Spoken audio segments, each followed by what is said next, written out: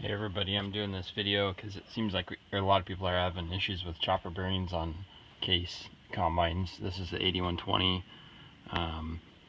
We recently did the chopper bearings and ended up with a little bit of preload, and I believe the bearings were getting hot because of it. To get to this right hand chopper bearing, we took off both nuts. We had to strip off all the pulleys to get it off because we had to heat it.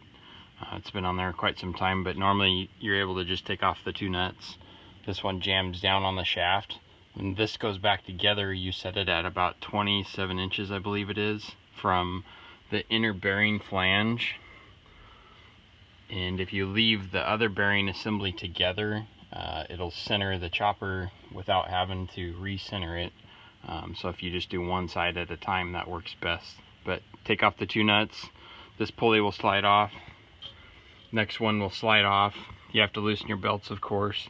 You get into the inner bearing. This is the updated style. It takes a special wrench. I'll show you the part number for that. It will slide all the way down over the shaft, even with the door here. It'll get in between the door panel and this guy here, and it'll tighten even the inner bearing.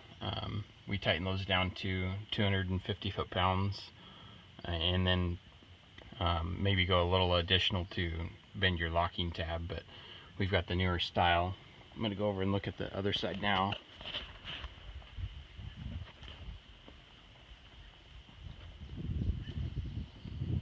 This side over here, I found that it's easiest to remove the top bolts out of the filter housing, loosen your main nut here, and loosen the locking one here, and that filter housing will bend up with the temperature sensor on the back of it.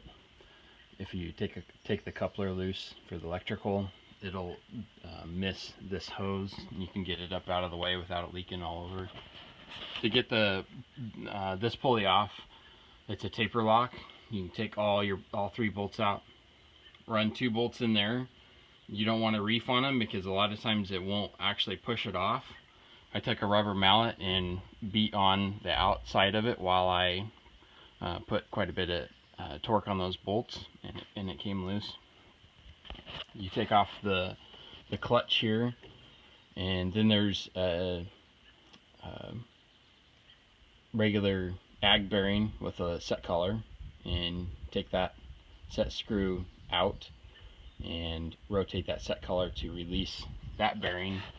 And then on the inside in here, we take out more set screws, and it releases a special locking collar in there, and then this whole hub assembly here will slide off, and you're able to access this bearing. I had a little piece of, it must have been welding slag or something that had gotten in there. I cleaned everything up with emery cloth, and I still got a piece in between the wedge there, and it caused a slight preload on the bearings, and our bearings were running pretty hot, 200 degrees on a cooler day, 85, 90 degree day. I have yet to run them to see what kind of temperature they're going to run, but I would say anything above 185 degrees is too hot. Also, when they machine these shafts and when they machine that set collar, or the wedge as I call it, they don't take out the machining marks, and so it leaves a rough surface, and I believe that might be part of the issue with it trying to pull the shaft as you tighten that nut.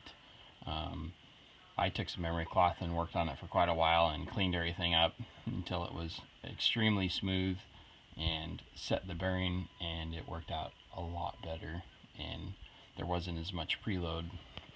Another thing too, I found with regular ag bearings and just working with bearings over the years, I would say to try to balance your chopper before you take your old bearings out. I feel like there will be less rolling resistance, so that would be a good thing, because these new bearings won't necessarily allow you to balance the chopper very well because of the rolling resistance of the grease and the other internal components. But that kind of sums everything up on what you have to do. It's not too terribly hard. You just have to have the tools and some knowledge in how to do it. That's the chopper tool. It's a 3800033379, and I don't know how much it costs through case, but that's the tool. That's a special socket tool that they use. These plastic pieces in here too, they support the chopper shaft, so that makes it a little bit easier to get your bearings and stuff lined up when everything goes back together. But we also replaced one of these idler bearings. You can get those parts separate from that actual roller there. We had one that was going bad, and you just repack them and pack the new ones, and then put the bearings back in and tighten everything back down. But hopefully this video helps somebody out, and it's not too terribly hard. The bearings aren't too terribly expensive and may cause you to not have a fire down the road. Thanks for watching.